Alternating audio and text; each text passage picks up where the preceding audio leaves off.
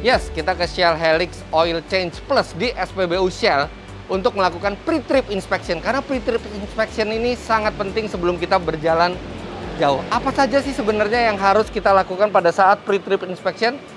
Singkatannya gampang diingat, yaitu powder, P-O-W-D-E-R. Apa itu? P itu paper, artinya STNK atau surat-surat mobilnya ini udah dicek, beres semua. Kemudian P, masih di P itu petrol, kondisi bahan bakar. Nanti kita akan isi dengan Shell V-Power Nitro Plus sampai penuh sebelum berangkat.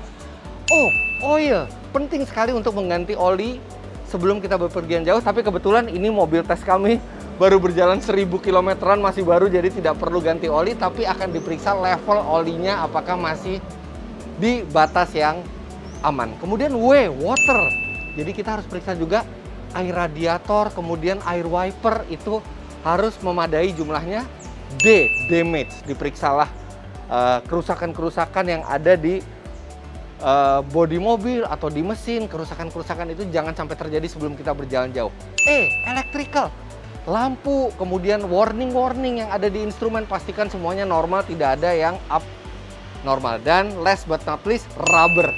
Tire, rubber itu karet, artinya ban. Kita bisa periksa kondisinya. Jangan sampai ban itu sudah botak, jangan sampai ban itu rusak benjol, jangan sampai ban itu tekanannya berbeda dari spesifikasi. Jadi itu, sebelum berjalan, lakukan powder, paper, petrol, oil, water, damage, electrical, dan rubber. Dan semua itu bisa dilakukan di Shell Helix Oil Change Plus, termasuk kalau Anda ingin mengganti oli berkualitas seperti Shell Helix, tentu saja yang asli hanya ada di SPBU Shell.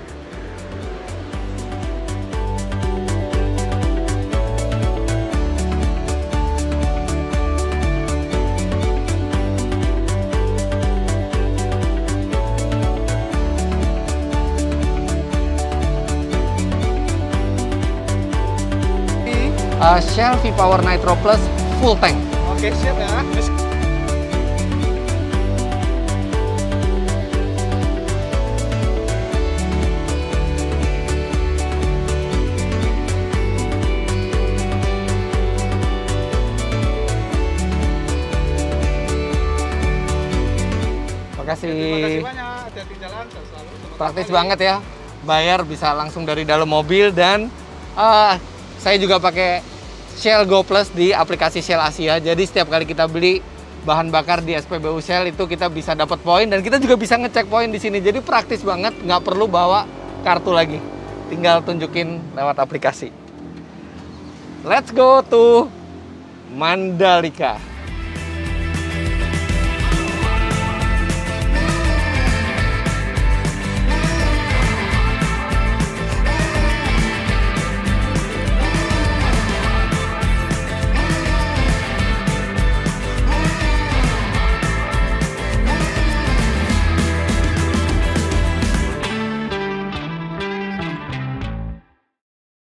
Jadi total perjalanan kita itu berapa kilo ya, Dit ya? Sekitar 1.700 kilo, Mas.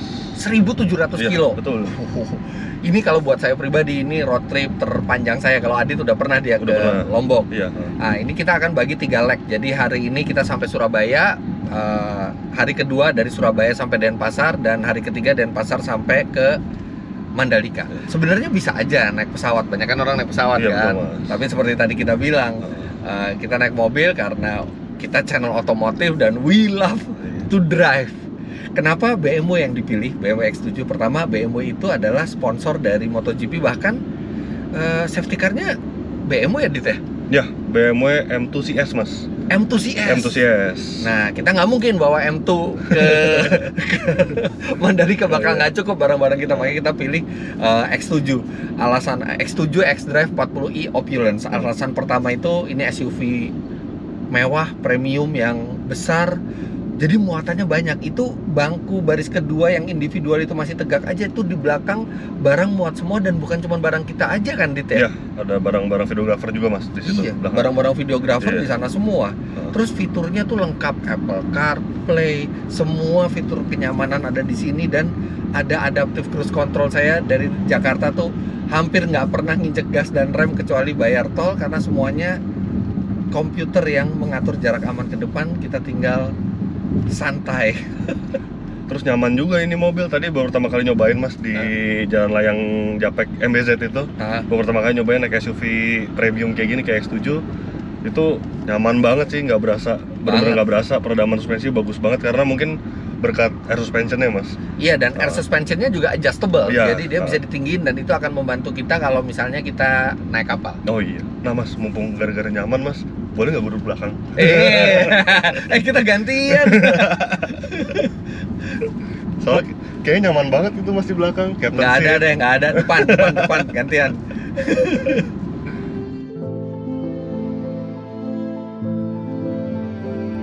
Tidak jauh dari Jakarta, perjalanan kami sedikit mengalami kendala. Iya, kaca mobil kami tertabrak benda asing sehingga retak parah. Hal itu memaksa kami untuk keluar tol guna mengecek kondisi kendaraan dan menelpon BMW Roadside Assistance. BMW Roadside Assistance dengan Andrew, ada yang bisa saya bantu? Selamat siang. Kami ini lagi perjalanan dari Jakarta menuju Surabaya. Nah ini tapi di tol Cipali itu kacanya mendadak kena sesuatu sampai pecah. Sebenarnya mobil masih bisa jalan, cuman saya mau tahu aja apakah bisa diganti di sepanjang perjalanan kami gitu. Oke, baik Pak Fitra. Kalau boleh dibantu Pak dengan diinformasikan jenis kendaraannya Bapak Fitra saat ini apa ya Pak? Ini BMW X7 tahun 2022.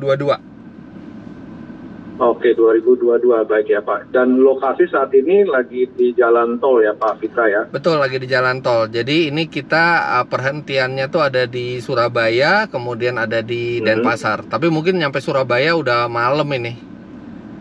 Oh oke, baik Pak. Tujuannya apakah ke Denpasar atau ada tujuan yang lain Pak? Ini tujuannya sampai ke Mandalika, sampai NTB. Oh, sampai Mandalika. Oke, baik Bapak.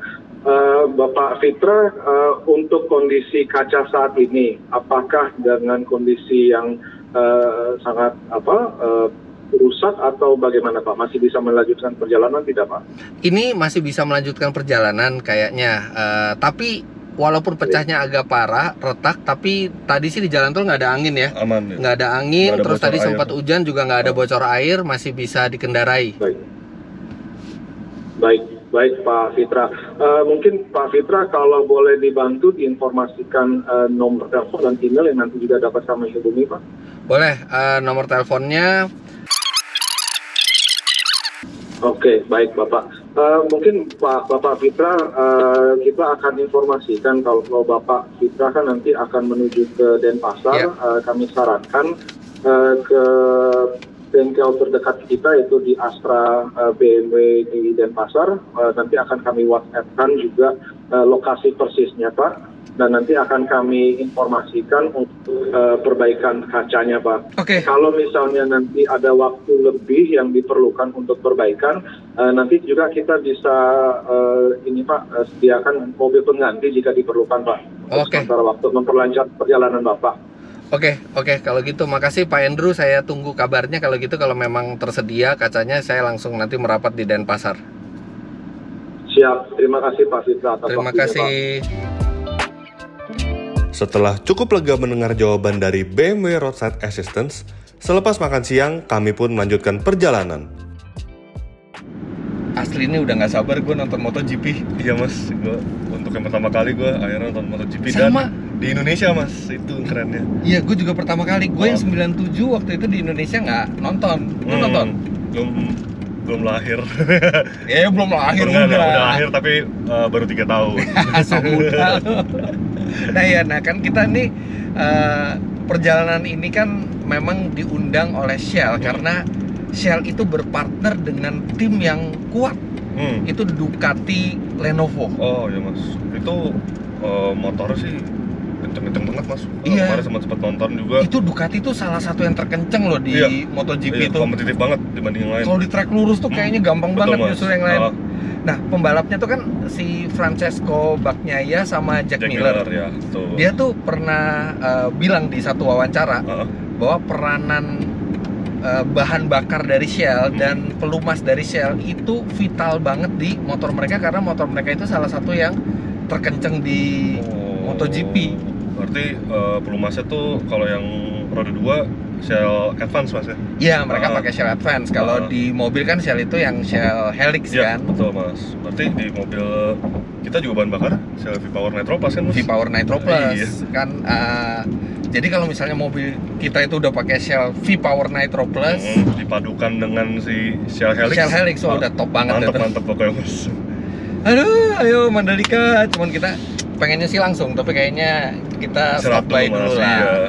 Ngaso-ngaso dulu di Surabaya mas. Iya.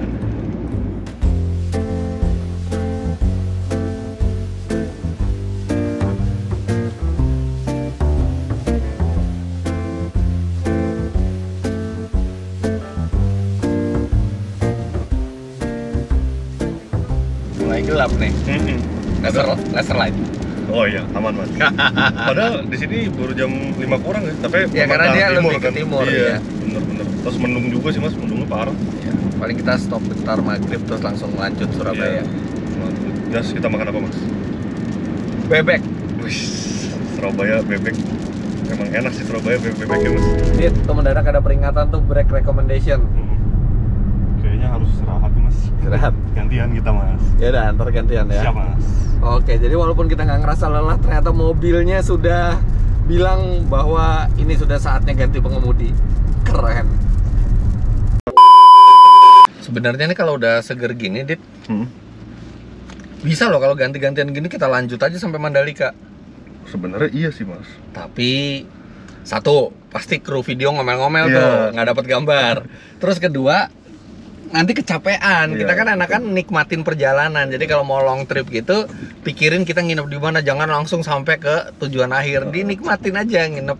Jadi ini kita aja butuh 3 hari ya ke sana ya. Terus, walaupun sehari dipaksain bisa. Terus enaknya bisa makan di tempat yang macam-macam. Kuliner. Itu mas, Kuliner setempat. Iya. Itu yang dicari, apalagi Surabaya kan. Yoi. Enak emang nih tenaga mesinnya nih. Tadi juga ngetes di tol Bawen tuh kan emang tanjakan terus kan. Nah. Itu sih tenaganya bener-bener nggak kurang sama sekali sih. Dan lumayan loh, kalau misalnya tadi di jalan datar tuh kita di 112-an loh. Iya, 112 bensinnya. bener, 112,1. Ini tadi udah nanjak-nanjak juga, udah banyak akselerasi keras pas nyalip segala, masih deket ke 111. Iya. Luar biasa lah buat mobil 3000 cc turbo padahal mas ya. Tenaganya 340, torsinya 450. Iya. 450 Nm.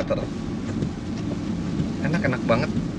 Gede, nyaman, tapi buat istri sendiri juga masih fun. Tuh mas, masih. Tapi yang penting kalau punya mobil-mobil kayak gini yang canggih, bahan bakar jangan sembarangan. Harus Shell V-Power Nitro Plus. Wah, ini hujannya deras banget ya, Dit ya. Dan 80-90% perjalanan kita hujan semua mas. Nah kalau hujan kayak gini definitely kecepatan dikurangin. Nih sekarang kita cuma 70-80 kecepatannya, dan kita pakai lampu besar, tidak pakai hazard ya, karena hazard itu tidak direkomendasikan, tapi kita pakai fog lamp belakang, dan ada beberapa fitur lain yang akan membantu. Satu itu stability control tuh akan membantu kalau misalnya mobil kenapa-napa. Kedua ini adaptive cruise control, jadi walaupun kita belum melihat mobil di depan, dia udah bisa ngerem sendiri. Dan ini lane departure warning mas ya. Warning dengan steering intervention itu loh. Jadi biarpun visibilitasnya kurang jelas, tapi kita masih terasa aman mas. Nah ini aja udah mobil secanggih ini kita tetap ngurangin kecepatan ke 70-80, nggak pernah lebih, tergantung situasi. Tapi kalau mobilnya tidak secanggih ini mungkin 60-70 ya. Iya. Kalau batas minimal di tol. Setelah 10 jam perjalanan, tibalah kami di Surabaya untuk beristirahat semalam dan melanjutkan perjalanan keesokan harinya.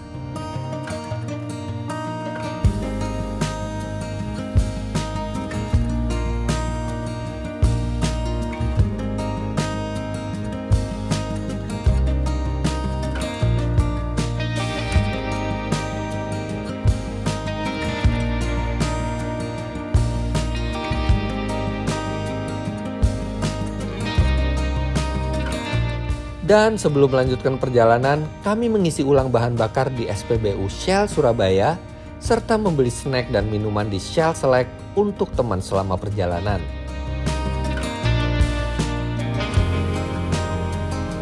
Pak, kroffel boleh deh. Nah, krovel ini nih lagi ngehits banget nih di Surabaya. Ya.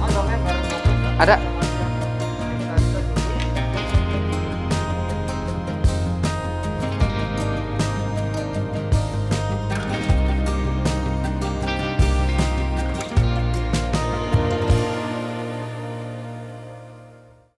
Oke, hari kedua kita bersiap perjalanan ke Bali. Sekarang udah perjalanan. Tadi juga sudah diisi bensin di Shell.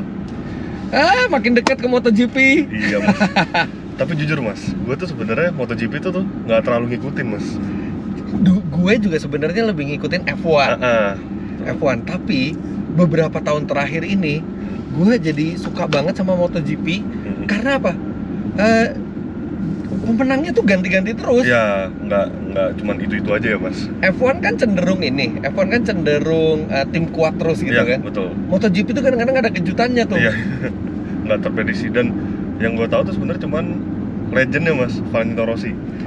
Rossi pernah di Ducati juga. Pernah mas, iya. Betul. Cuman tahun ini dia nggak ikut. Iya, udah pensiun soalnya kan mas. Iya. Nah, tapi gue sempat mikir tuh, kenapa di motor itu kayak susul-susulan itu gampang banget, bahkan sampai lap terakhir kalau udah di depan tuh susah gitu buat ninggal. Beda sama F1. Karena jadi ada masalah sama aerodinamika tuh, Dit. Kalau di mobil F1 kan, mobil F1 tuh butuh angin dari depan untuk dapat downforce kan. Nah, begitu dia dekat ke mobil depan, kan dia nggak dapat angin sebanyak biasanya. Downforce-nya berkurang. Dia daya cengkeramnya kurang. Terus ban itu juga jadi lebih cepat habis. Makanya dia kalau terlalu nempel di depan terus, dia dia nggak bisa bertahan lama tuh. Kalau di motor, dia aerodinamikanya nggak seperti mobil F1 yang menghasilkan downforce segitu besar. Jadi ketika dia di belakang pembalap lain, dia cuma dapat keuntungan, nggak dapat kerugian banyak. Dia cuma dapat keuntungan slipstreaming. Makanya kalau dia udah disalip orang, itu dia bisa nempel lagi di belakangnya. Dan mungkin lebih riskan kali mas ya. Mungkin kan resiko jatuh atau itu kan lebih gede dibanding F1, dia nggak sih mas? F1 kalau mobilnya meleset paling ya understeer, oversteer, masuk gravel. Kalau nabrak juga ada roll barnya, ada pelindung-pelindungnya semua lah. Kalau motor kan emang nggak bisa ngelewatin limitnya sih. Iya betul mas, sampai kalau udah kurang konsen mungkin pembalapnya ya. Makanya gue yakin kalau misalnya disuruh tukeran tempat nih, pembalap F1 suruh nyetir motor MotoGP sama pembalap MotoGP suruh nyetir F1, pasti masih lebih kompetitif pembalap MotoGP nyetir F1. Betul mas. Karena ya nyetir motor tuh susah mas sebenarnya. Dan nyali. Iya, nyalinya sih harus gila banget itu mas. Oke, ini kita berapa jam nih perjalanan nih? Kira-kira tadi kalau dari Surabaya total 10 jam mas. 10 jam ya. Jadi kita nyampe agak malam lah di Bali ya. Padahal sebenarnya jarak ya lebih deket dibanding kita dari main Jakarta kayak Surabaya. Jakarta Semarang aja kan. Jakarta Semarang betul. Tapi karena memang setengah bahkan 3/4 jalan itu masih bukan tol. Non tol ya betul. Dan naik kapal juga naik kapal itu sekitar 45 menit sampai 1 jam lah. Nah, kemarin juga kan kita udah kabarin sama BMW bahwa mereka sudah menyediakan kaca di Bali. Hebat loh, di Bali ready stock kaca. Mas. Kaca X7 lagi. Jadi nanti begitu datang kita langsung ganti kacanya. Oke, lo dulu yang nyetir Edit ya. Siap mas, nanti lo udah capek atau udah diingetin sama mobilnya, nanti gue yang ganti. Siap mas. Oke.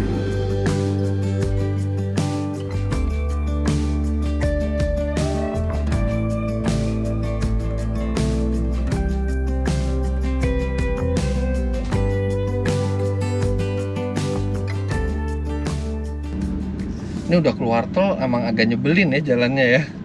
Pelan, stop and go, dan ini panas banget ya. Berapa suhu di luar nih? Di sini sih 33 sih mas. 33, kadang-kadang bisa sampai 37-an loh di sini. Betul, mas. Emang dari sini tuh terkenal panas banget mas. Nah, ngomongin soal panas mas, gue sempat denger mas soal isu-isu gitu yang bilang kalau bensin oktan tinggi itu dia bisa bikin mesin panas, apalagi di iklim kayak gini mas, yang panas banget. Kayak V-Power Nitro Plus kayak gitu. Itu bener nggak sih mas? Enggak lah. Sekarang gini aja deh. Ini mobil dia ada fitur buat ngecek temperatur. Dari kemarin tuh kita di tol sampai hari ini kita di jalan yang stop and go juga nggak ada panas sama sekali. Kita lihat nih di sport display tuh masih di setengah. Iya, benar-benar. Tengah. Nih kalau misalnya kita lihat, kita bisa hubungin ke ini juga nih. Kita bisa hubung 1477 Mas. Oh, dikasih tahu pinnya. Nggak apa-apa Mas. Nah ini tadi juga buat ngejawab itu kita hubungin OBD, jadi kita bisa ngelihat hasilnya di sini. Ini bergeraknya hanya dari 103 ke 105. Itu konsisten tuh. Konsisten ya Mas. Mau siang, mau malam gitu ya. Cuma dari 103 sampai 105. Dan itu untuk di mobil BMW X7 ini termasuk nilai yang wajar. Iya, betul Mas. Yang wajar untuk mesin itu bisa bekerja secara sempurna. Jadi nggak ada peringatan panas sama sekali. Iya, betul. Tidak naik sedikit pun ininya, suhunya. Enggak lah, kan oktan tinggi itu justru membuat pembakaran itu untuk mesin-mesin modern, mesin-mesin yang kompresi tinggi itu jadi lebih sempurna. Justru kalau misalnya kita pakai bahan bakar yang kurang bagus, apalagi yang oktannya kecil, besar kemungkinan terjadi knocking. Oh iya. Nitik. Iya. Itu yang bisa langsung ngerusak mesin. Berarti memang nggak ada kaitannya ya antara bensin dengan oktan tinggi dengan panas mesin tuh nggak ada kaitan sebenarnya Mas ya? Enggak. Kalau misalnya sampai panas tuh bukan karena bensinnya, tuh karena sistem cooling di pendinginannya nggak mesin yang ada masalah. Iya, tuh. betul Mas. Ini kita nggak ada masalah. Iya, ini panas banget sih Mas di luar nih. Banget. Tapi suhunya bagus masih. Iya, dan kecepatannya cuma 20-30. Iya. Dan mesinnya 340 HP. 3000 cc lagi.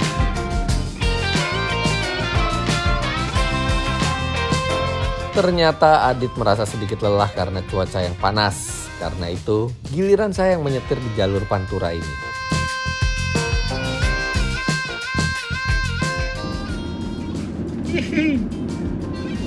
Kalau Anda love to drive, nyetir di sini ya. Harus. Lihat tuh hutan kanan kiri, jalan kosong di depan. Hai.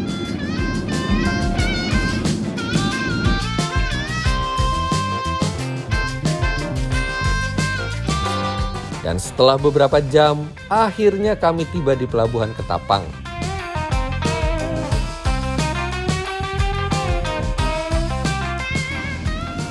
Ketapang. Udah mau keluar Pulau Jawa kita.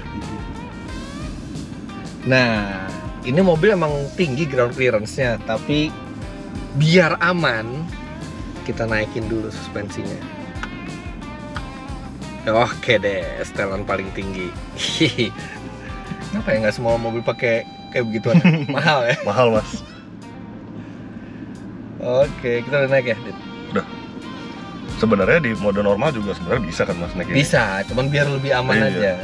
Di mode paling rendah pun kayaknya juga bisa deh Mas. Kayaknya mode paling ceper juga masih bisa. Tapi nggak apa-apa, biar keren aja kita naikin.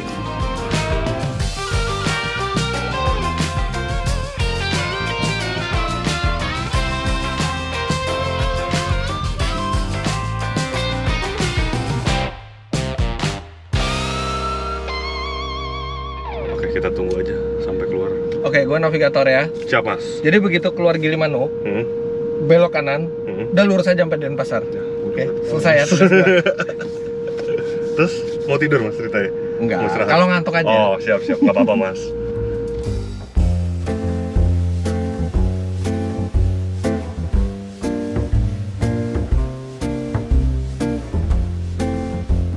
Malam gini hati-hati, Dit.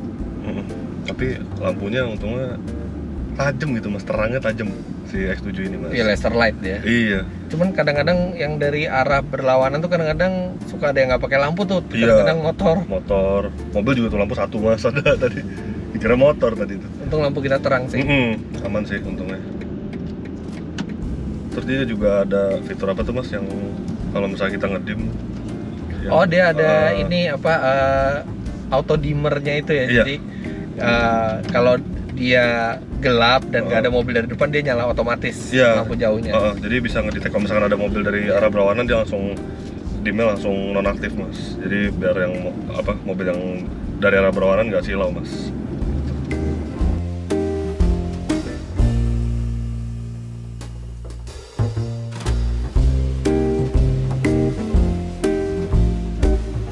Seperti yang kami sampaikan, kami menginap semalam di Bali sebelum menyeberang ke Nusa Tenggara Barat.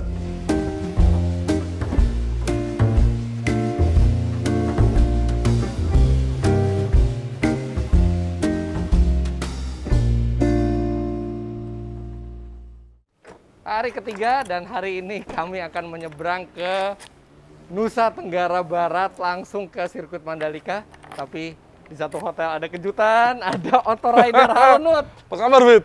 Ini banyak orang salah dipikir dia kakak saya ya. Padahal nggak ada hubungan. Banyak yang nanya, halo Mas Fitra. Dan Padahal bukan saya. Saya jarang satu frame sama dia karena dia lebih tinggi dari saya. Tinggi lu berapa? 185. Oke, nah Autorider itu mengadakan perjalanan juga dari Jakarta ke Mandalika. Bedanya kalau Autodriver naik mobil, Autorider naik motor. Ada 2 Ducati ya? Multistrada, ini 950S, terus yang dipakai Brian ada di sebelah sana, itu 1260. Lo nginep di mana aja? Di Cirebon, di Salatiga, di Surabaya, terus ke sini. Oh iya, banyak dia nginepnya. Kalau Iya, nggak perlu banyak. karena kita lewat jalan biasa. Jalan biasa, nggak bisa lewat tol ya? Nggak bisa. Ada di tol, kemarin kita lewat tol Bali. Oh, lewat tol Bali. Tol Bali. Oh, bisa ya kalian. Oke, nah itu seru juga perjalanan menggunakan motor 2 Ducati ke Mandalika. Itu nanti bisa tonton video lengkapnya di channel YouTube Autorider. Oke, Sip. lo berangkat duluan deh. Gue masih Ya ada udah, urusan oke. di Bali. Oke, gue duluan ya. Iya. Karena gue juga mesti majang motor ini di hotel. Ketemu di sirkuit kita. Sip. Let's go. Oke, Fit.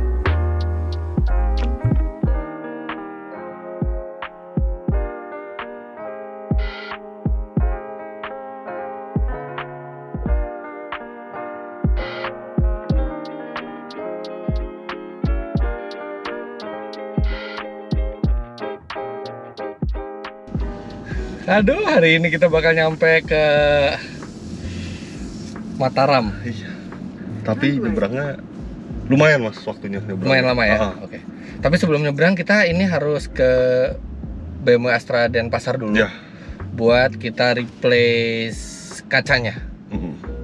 Dan mereka bilang kalau misalnya kita mau nunggu bisa.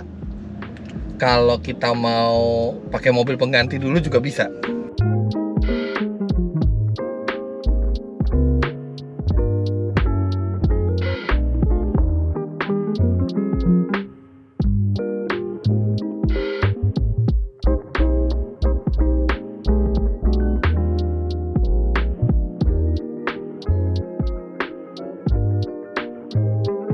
Karena waktunya mepet, kita nggak bisa nunggu dan mereka menyediakan mobil pengganti itu sepertinya standarnya ini ya, roadside assistance ya. Jadi ada replacement car. Replacement car-nya BMW 428i Cabrio. Pas banget. Nah, barang-barang kami kan banyak. Tapi ini sekarang tinggal barang-barang yang kecil di sini. Barang-barang yang gede kita titipin di mobil kamera car dan ada mobilnya Autorider tadi, ada mobil krunya kita titipin di situ. Nah, kita ke Mandalika in style dengan cabriolet. Let's go.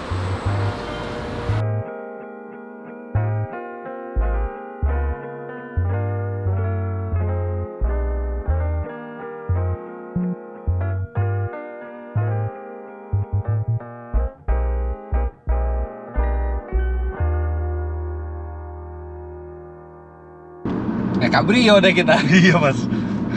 Mobil penggantinya boleh juga mas. Iya.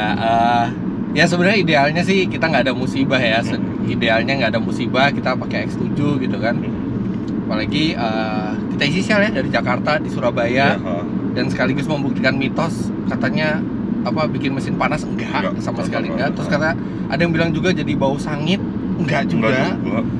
Dan ada yang bilang oktan tinggi itu bikin ya mesin jadi dipaksa dan panas ya enggak, justru oktan tinggi malah bikin optimal. Jadi sekarang kita 2 seri 3 dong nih. Seri 4 dong mas. Ya sebenarnya kan seri 4 itu kan seri 3 yang 2 pintu ya. Cuman di generasi ini mulai ganti nama jadi seri 4 ya. Di generasi F ya.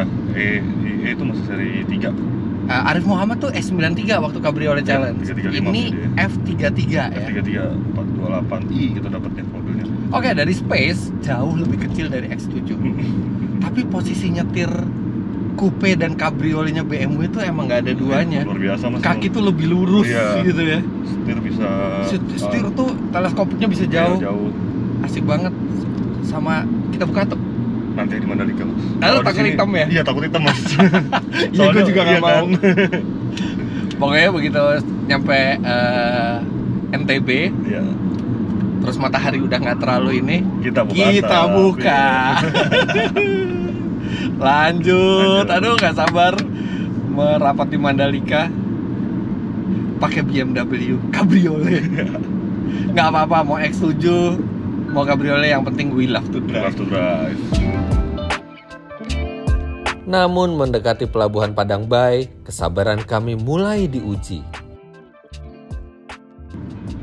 Nggak apa-apa, artinya udah mulai banyak orang nyebrang ke Lombok. Ya. Memang antusiasme masyarakat tuh besar banget untuk MotoGP ini, Mas. Tapi emang sih ya, maksudnya salah satu keuntungan kita ngadain MotoGP itu bukan cuma dari penjualan tiket, tapi orang jadi kenal daerah itu. Yang orang dari luar negeri itu bisa datang dan mereka tahu destinasi wisata. Gue aja tuh baru sekali loh ke Lombok. Iya. Serius, Mas? Serius, baru sekali. Dari dulu pengen banget ke Lombok, dan ini sekarang terrealisasi karena MotoGP, dan rasanya juga banyak orang-orang lain yang emang jadi ke Lombok gara-gara pertama kalinya ya. Jadi emang event-event internasional seperti MotoGP itu kalau dikemas buat wisata tuh bisa bagus banget mengenalkan Indonesia. Apalagi kalau kita naik jalan darat ya. Iya, bener-bener. Jawa Barat, Jawa Tengah, Jawa Timur itu bahasanya beda, budayanya beda. Betul. Kita nyebrang ke Bali, suasananya beda. Iya. Nanti di Lombok beda lagi. Beda lagi. Gitu. Beda banget sama Bali, Mas. Indonesia luar biasa, dan seneng banget bisa mengarungi Indonesia dengan mobil. Iya, betul, Mas. Setelah mengantri tiket ferry, kami pun tetap harus lebih bersabar lagi menunggu giliran untuk menyeberang.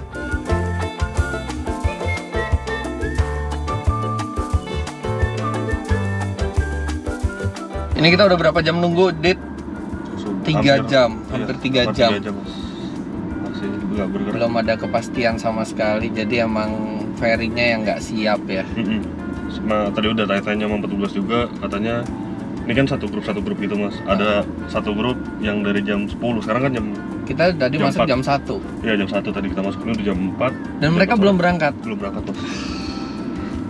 8 hours later. Alhamdulillah, akhirnya kita bergerak naik kapal. Sekarang jam 9, artinya 8 jam. 8 jam kita nunggu baru naik kapal. Ini nggak bisa bayangin sih, emang orang-orang banyak yang mau ke Mandalika.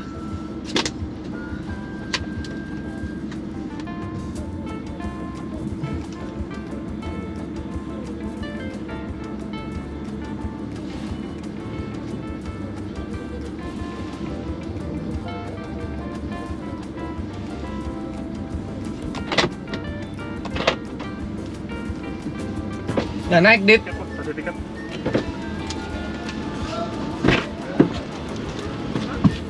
Kasih. Alhamdulillah. Ya, halo. Akhirnya, Dit. Berapa lama, Mas? 8 jam. 8 jam kita nunggu. Luar biasa, Mas. 8 jam. Wah. Udah gitu jam 9, abis itu kita naik kapal. Yang lamanya 4-5 jam, Mas. Aduh. Bismillahirrahmanirrahim.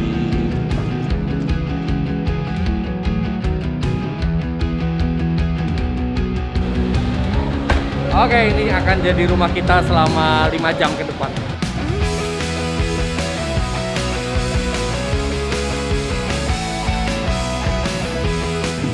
Pas sampai Mandalika kita bisa top down. Aduh.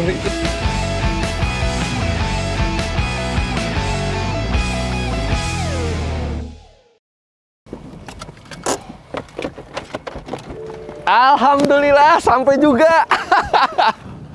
Wow, nggak nyangka Indonesia punya sirkuit internasional baru di belakang. Setelah 1.500 kilo, akhirnya 1.500 kilo kita ya? 1.500 kilo total, Mas. 1.500 km. Aduh, total berapa jam perjalanan udah lupa gua. Ngelewatin jalan lancar, jalan macet, jalan kering, jalan hujan. Nungguin pelabuhan, nungguin kapal. Pelabuhan. Iya, Mas, udah. Berbesar hati itu mobil pada nyerobot semua, banyak VIP nyerobot di kapal. Terus tapi juga, ada insiden kaca pecah segala macam. Ada insiden kaca pecah. Tapi ya emang kalau mau cara gampangnya kita tinggal naik pesawat, ya, beres. nyampe. Tapi banyak cerita dan iya, bener-bener bisa menikmati pemandangan Indonesia juga. Ya udah. Sekarang kami akan masuk ke sirkuit dan kami mendapatkan undangan VIP dari Shell untuk ke tim Ducati. Jadi kami akan ceritakan ke Anda bagaimana pengalaman menjadi undangan VIP di MotoGP Mandalika, tapi itu akan ada di channel Fitra Eri. Jadi pastikan Anda sudah subscribe juga karena nanti di sana akan ada lanjutan dari video ini. Tapi untuk We Love to Drive sekarang sekian dulu. Silahkan komentar kira-kira We Love to Drive berikutnya kami kemana, menggunakan mobil apa. Karena We Love to Drive. Jangan lupa Anda klik like bila menyukai video ini, komentar di bawah, dan subscribe ke channel Autodriver jika Anda belum. Main-main ke website kami di www.autodriver.com serta download aplikasi kami Autodriver di Google Play Store. Terima kasih banyak Anda sudah menyaksikan. Sampai jumpa di episode selanjutnya karena We Love to Drive. Hujan. Hujan.